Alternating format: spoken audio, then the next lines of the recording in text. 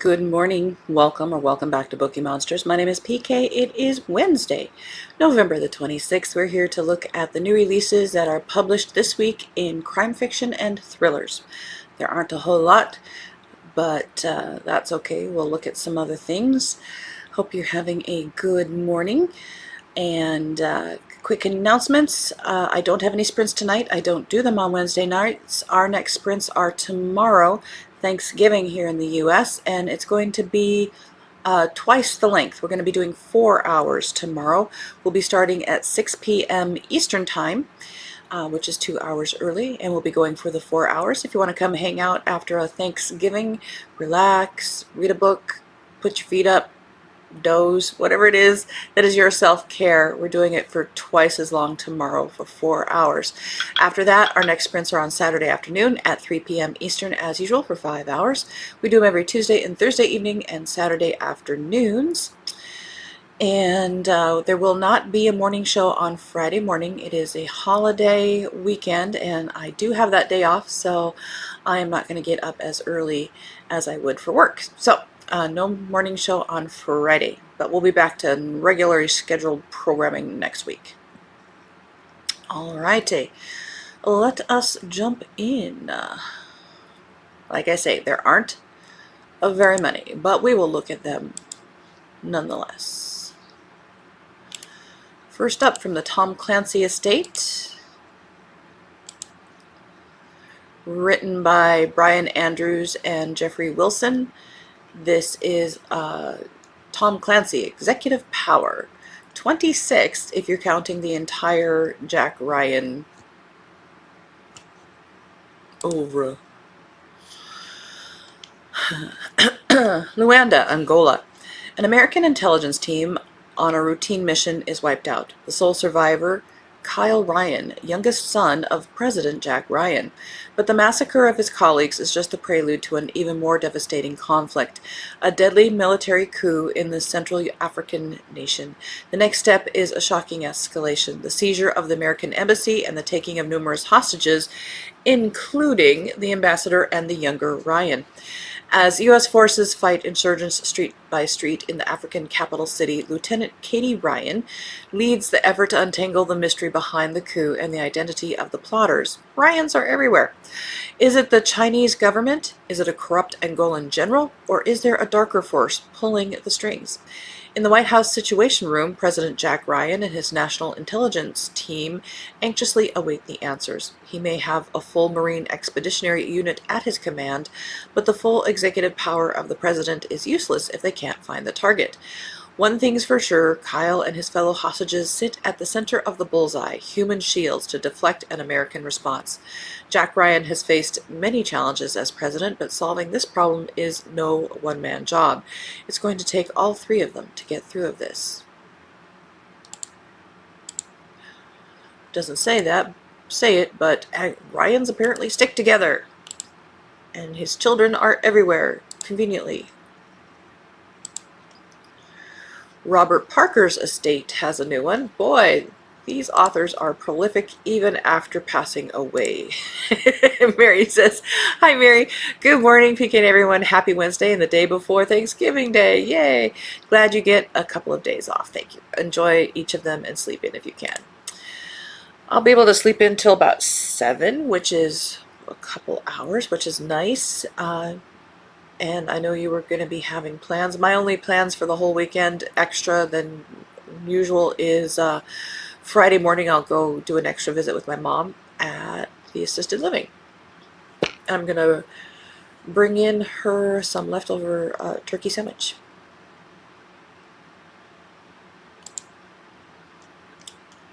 Otherwise, I'm going to hunker down because winter's coming for sure this weekend. Cold. So this is Robert B. Parker's Showdown, a Spencer novel. If you count the entire oeuvre again, it's book number 53.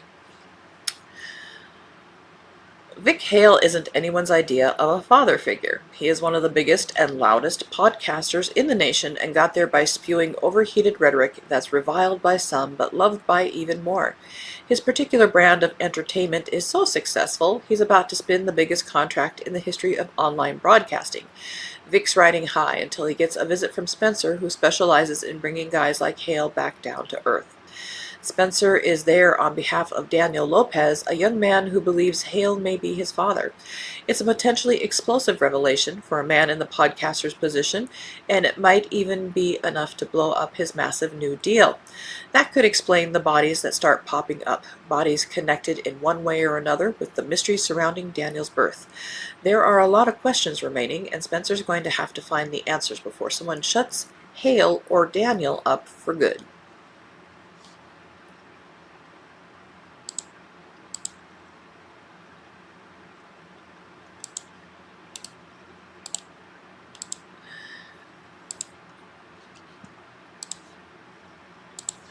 Mary says, I have a show on Saturday. Oh, so we'll only stay down in Richmond for the day. I think it's supposed to get colder here too, but today is supposed to hit 71. That is crazy. We're in the 30s. This weekend we're supposed to have like a high of in the teens. We might get some white stuff this morning, but it's not going to stick around. Mary says, looks like slim pickings today. It is very slim pickings. It's a holiday week, so they are not publishing as much, but we will look at them. Next up, NYPD Red 8, the 1159 Bomber. There's a lot of numbers in there. This is by Marshall Karp, 8th in series. It's 11:59. Why do I need to ask? Do you know where your kids are?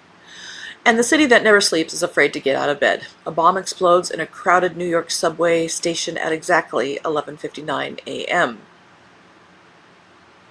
So that would mean right before noon.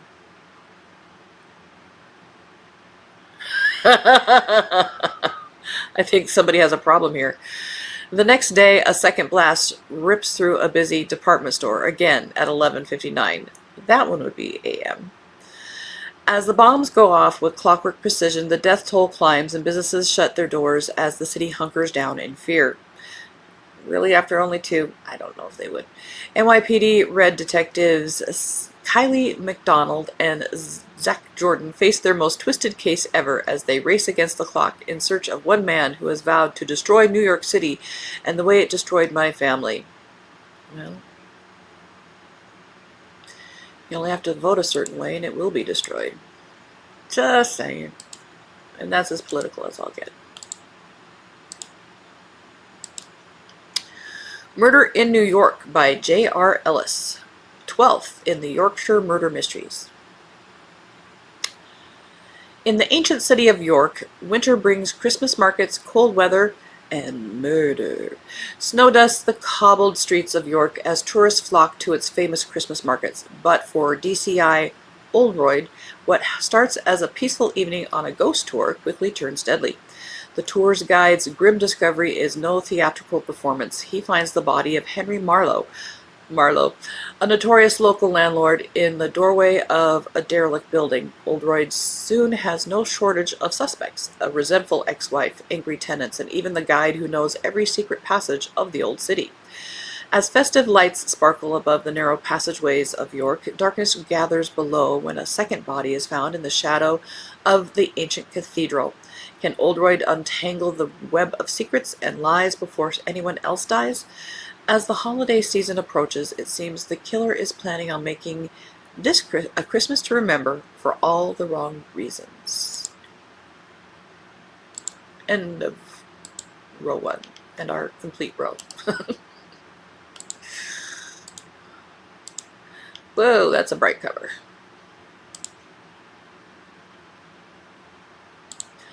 Mary says, that dates me. True, me too, since I knew exactly what you're talking about. Absolutely, absolutely right. Yet we were programmed. Call Me Anytime by Max Monroe. Hey, anytime. Down and almost out in Nashville, Hannah Mae takes a job at what she thinks is a telemarketing company. To her shock, it's a phone sex hotline. Leave, honey. Unfortunately, the only role-playing Hannah can do with conviction is as a cash-strapped 25-year-old virgin caring for a mother with Alzheimer's. If only her callers were into that fantasy. Instead, one of them is looking for a killer. Detective Dominic Dunn is investigating the murder of another hotline operator when Hannah's endearing awkwardness, quirky charm, and fierce devotion to her mother crack his professional facade. Despite the circumstances, their connection is instant and electric. For the first time in years, Hannah finds herself living instead of just surviving, even if that means playing amateur sleuth between awkward attempts at phone seduction. But as their relationship deepens and the investigation intensifies, Dominic's protective instincts go into overdrive. With every call Hannah takes, she gets closer to both love and danger, because somewhere in Nashville, on the other end of her line, a killer is waiting.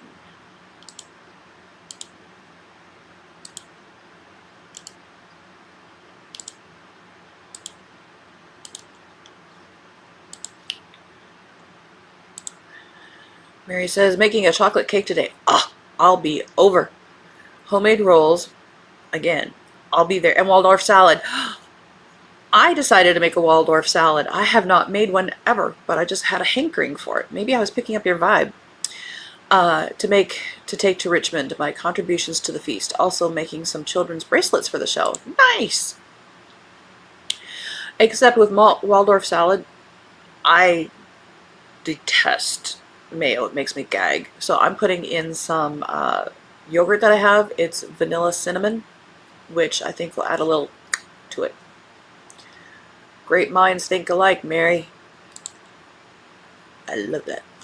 Brace for Impact by Anthony J. Tata. First in the Zara Sheridan thrillers. The hijackers were among, let's see, blurb. The hijackers were among the last to board. 3 men in their 20s, sporting close-cropped hair, tactical gear, and carrying small duffel bags, stood out immediately.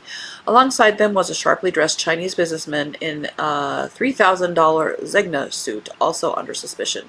Minutes before takeoff, Zara Sheridan, a newly appointed air marshal and former military police NCO on her first assignment, is scrambling to find their true identities when she receives a disturbing alert from the regional office. An experimental fighter jet, the Hyperion X, has crashed near Sheridan's North Carolina home. One of the jet's senior engineers is on board Sheridan's flight, en route to Taiwan to close a multi-billion-dollar deal for Blackwood Aviation. His presence is not a coincidence, but by the time Sheridan realizes who he is and what's going to happen, it's too late. The plane is in the air. The hijack team takes over. The lives of 350 passengers and 14 crew members are at stake. As tensions rise and the violence escalates, Sheridan uncovers shocking information about the new weapons technology the hijackers are after and how it could change the course of global events. In the wrong hands, it could trigger a third world war, and she's the only one who can stop it. ...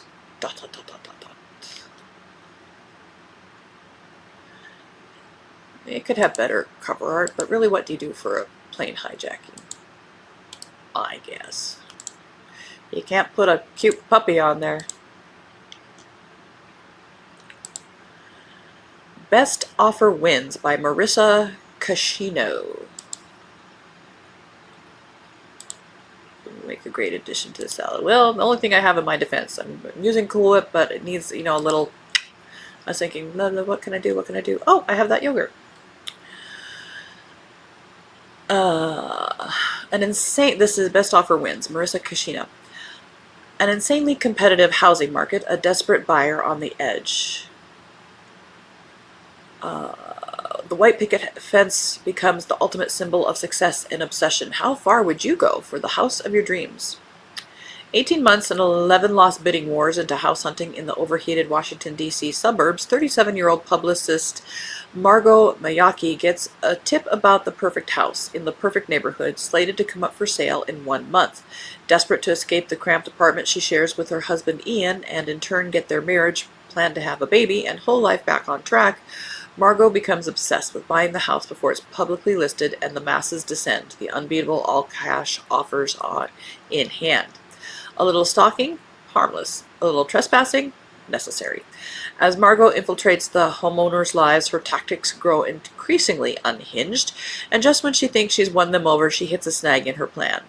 Undeterred, Margot will prove again and again there's no boundary she won't cross to seize the dream life she's been chasing.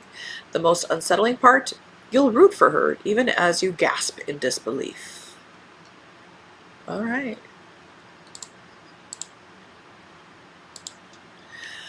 And those are the books, all 7 of them, being published this week in crime fiction and thrillers.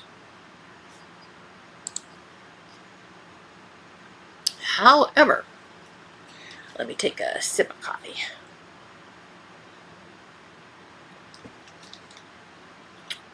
One of the things that we are going to be starting Monday is,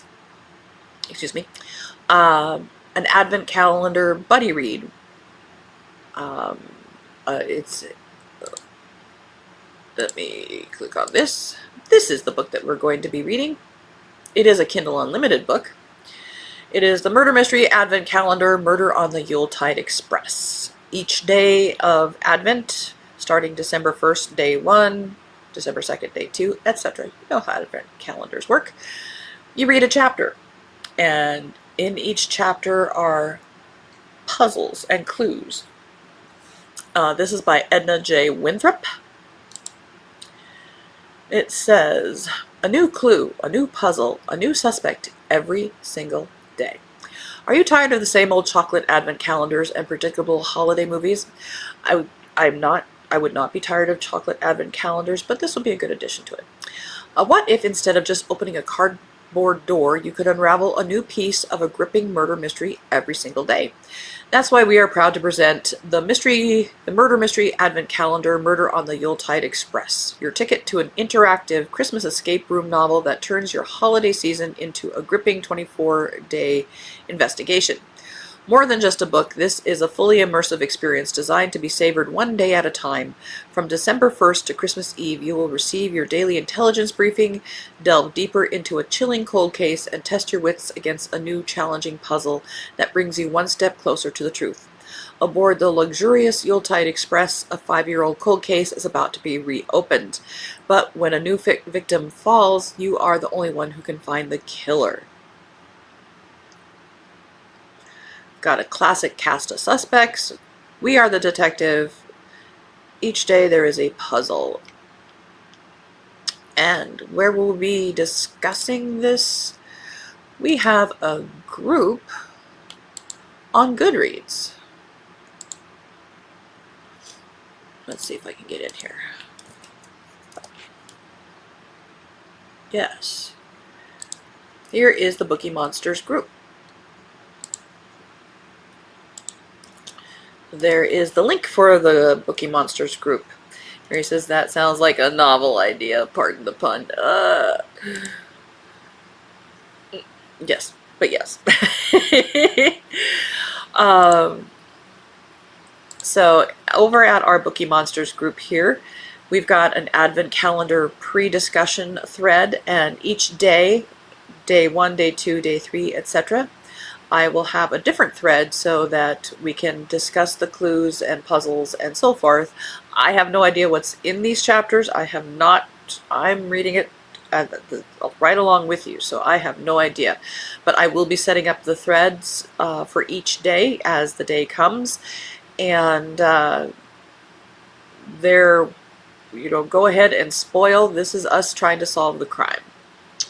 If you're in there, you are there to know what is going on, and if you fall behind, it won't be spoiled beyond that day. So after Advent Calendar, this group is still going to be here. We will be talking. We can talk about what you're currently reading, what's on your TBR, your general discussion, what you finished, whatever it is you'd like to talk about. You can come hang out here on Goodreads under the Bookeemonsters group. But we are going to be doing this book starting on Monday. Ray says, is Colonel Mustard one of the characters? I bet there's a Colonel Mustard type. You know what we could do? Hang on. We will look at the sample. Is it showing? It is showing. Okay. So here's all the different chapters.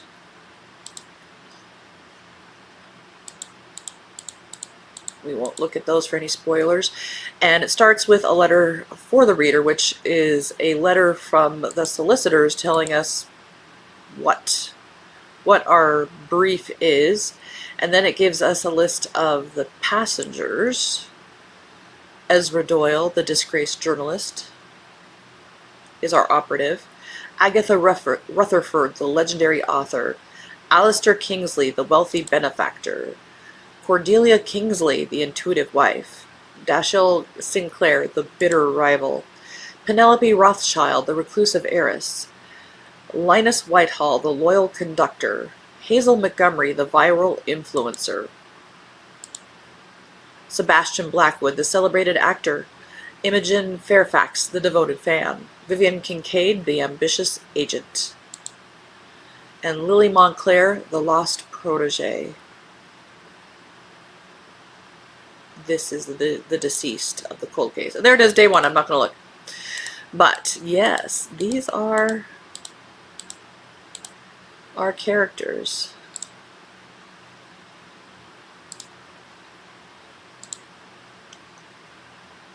And I chose this one. There's a couple others out there because it's on a train. It's a classic.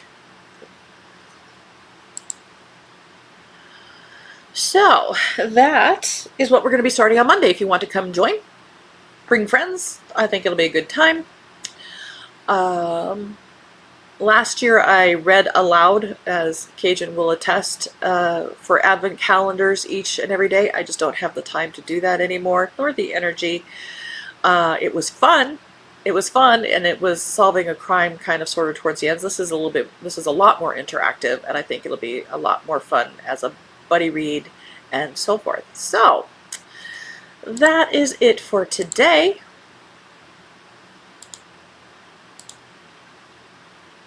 Mary, have a very good Thanksgiving. I appreciate you. Hope I see you later on Thunder Horse Descendant, but this gives me a chance to tell you directly. Thank you so much.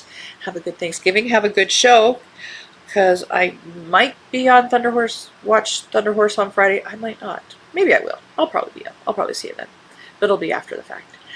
Alrighty, everybody, have a good day. Have a good Thanksgiving. Be safe.